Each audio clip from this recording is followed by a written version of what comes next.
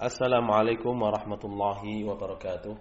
Alhamdulillahi rabbil alamin. Wassalatu wassalamu ala nabiyyina Muhammadin wa ala alihi wa sahbihi ajma'in wa man tabi'ahum bi ihsanin ila yaumiddin. Asyhadu an la ilaha illallah wahdahu la syarika lah wa asyhadu anna Muhammadan abduhu wa rasuluh. Allahumma 'allimna bima yanfa'una wa anfa'na bima 'allamtana wa zidna ilma innaka antal alimul hakim. Alhamdulillah wa syukurillah ayyuha syabab rahimani wa rahimakumullah.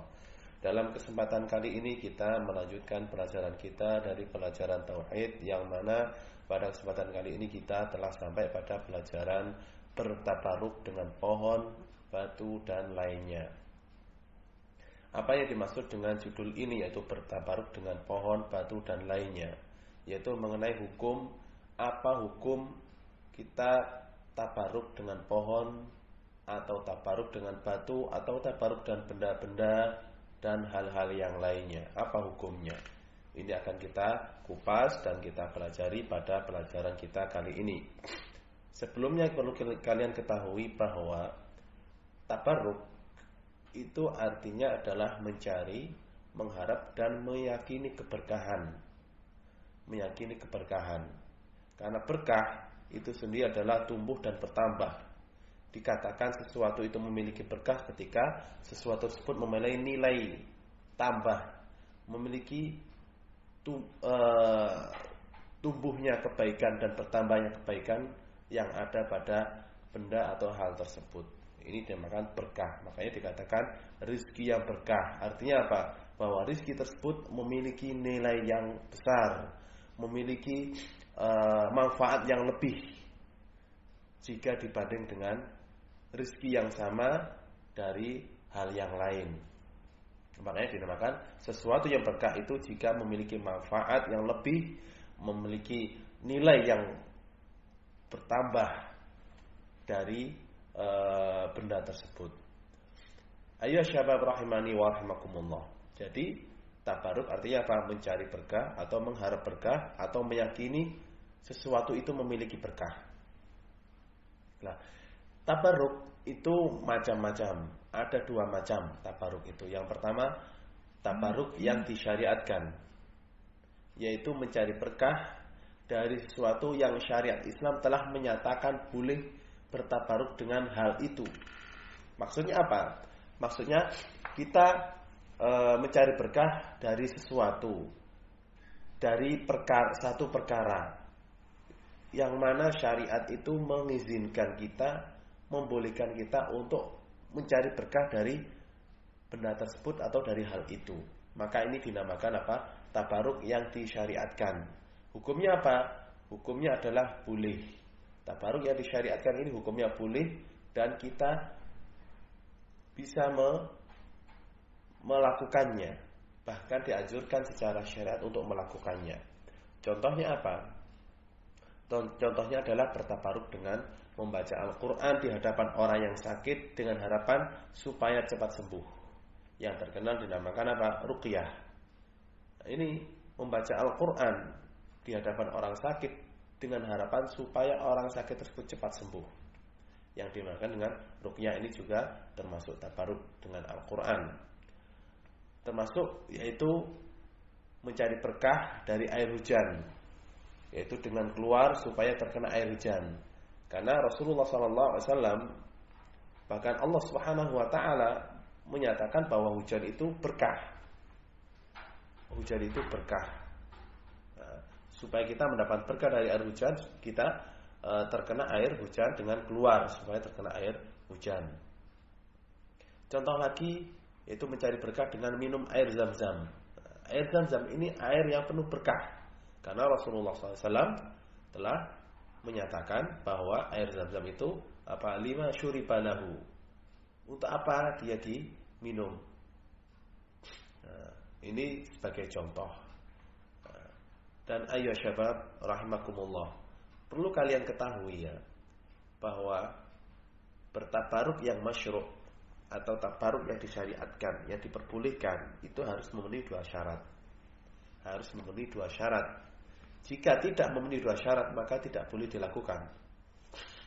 Dua syarat tersebut apa? Yang pertama, hendaklah syariat Islam telah menyatakan bahwa benda tersebut memiliki berkah. Dalam syariat Islam, yaitu dalam Al-Quran maupun Sunnah Nabi Sallallahu Alaihi Wasallam, menyatakan bahwa benda tersebut atau perbuatan tersebut memiliki berkah. Seperti apa? Seperti Al-Quran. Al-Quran penuh dengan berkah. Min awalihi ila akhiri, dari awal Al-Quran sampai akhir Al-Quran itu penuh dengan berkah. Maka mencari berkah dengan Al-Quran hukumnya apa? Boleh. Contoh lagi air Zam-Zam. Air Zam-Zam itu apa? Air yang penuh berkah. Dasarnya apa? Dasarnya bahwa Rasulullah SAW menyatakan ma'u Zam-Zam lima syuriba lahu. Air Zam-Zam tergantung untuk apa dia meminumnya. Bahwa air Zam-Zam juga apa? Ta'amu tu'min wa shifa'u suqmin. Makanan segala makanan dan obat segala penyakit. Ini air Zam-Zam. Ini menunjukkan bahwa air Zam-Zam ada berkahnya, yaitu ada dasarnya dari sunnah Nabi Sallallahu Alaihi Wasallam. Ini syarat yang pertama, yaitu apa? Ada dalil yang menyatakan bahwa benda tersebut memiliki berkah. Syarat yang kedua, hendaklah kita ketika bertabaruk. Hendaklah apa? Ketika bertabaruk dengan cara dan sifat yang sesuai dengan syariat Islam.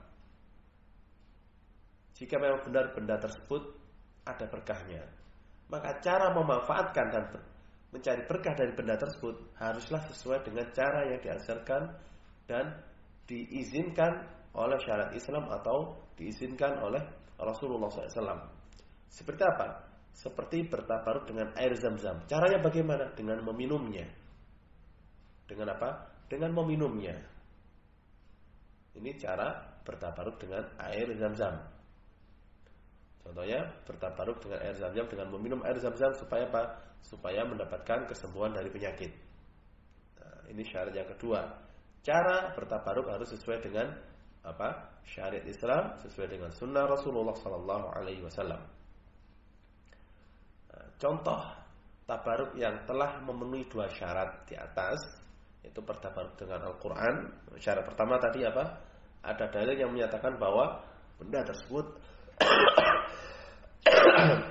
memiliki berkah. Nah, sekarang kita lihat Al-Quran. Benarkah Al-Quran ada memiliki berkah? Benar. Al-Quran memiliki berkah yang sangat besar.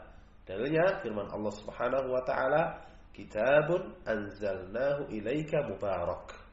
Artinya Al-Quran adalah kitab yang kami turunkan kepadamu penuh dengan berkah. Quran Shad ayat 29.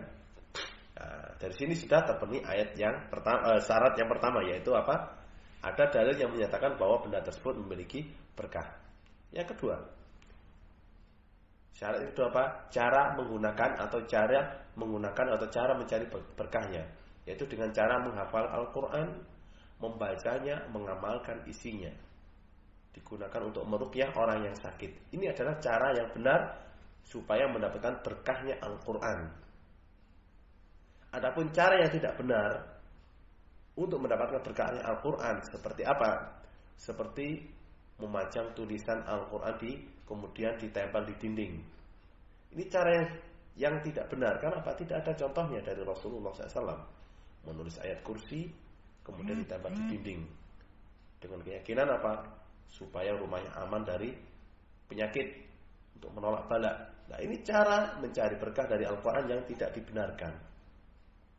Contoh lagi cara mencari berkah dari Al-Quran yang tidak dibenarkan, yaitu menulis ayat Al-Quran kemudian di kain, kemudian dilipat, dipakai kalung, dipakai sabuk, dipakai gelang.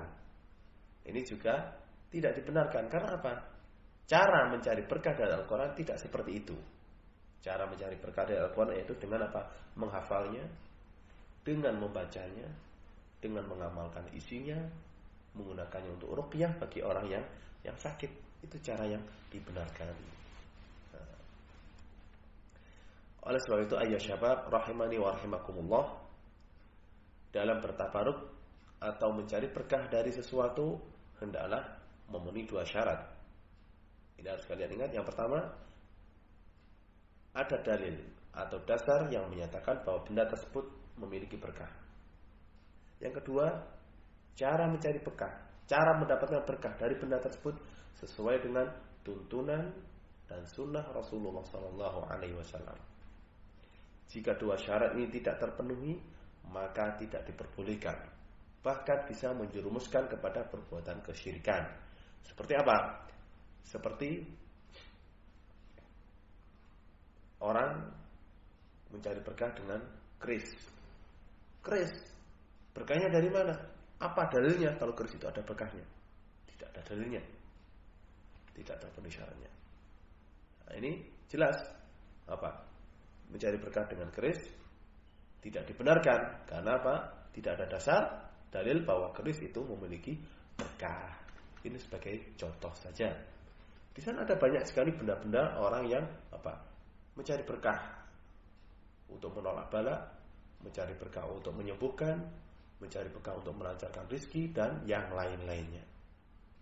Jadi, ayo syabab, rahimani wa rahimakumullah, bertabaruk dengan benda, dengan sesuatu itu tidaklah selalu dilarang dan tidak pula selalu diperbolehkan. Ada tabaruk yang diperbolehkan dan juga ada tabaruk yang tidak diperbolehkan atau yang terlarang dan diharamkan. Nah, untuk pelajaran kali ini kita membahas yang sudah kita bahas, yaitu tabaruk yang disyariatkan dan diperbolehkan dalam Islam. InsyaAllah ta'ala dalam pertemuan berikutnya kita akan membahas tabaruk yang terlarang dan diharamkan dalam syariat Islam. Nas'alullah ta'ala bi asma'il husna wa sifatil ulya an yuwaffiqana lima yuhibbu wa yardah. Allahumma waffiqna lima tuhibbu wa tardah.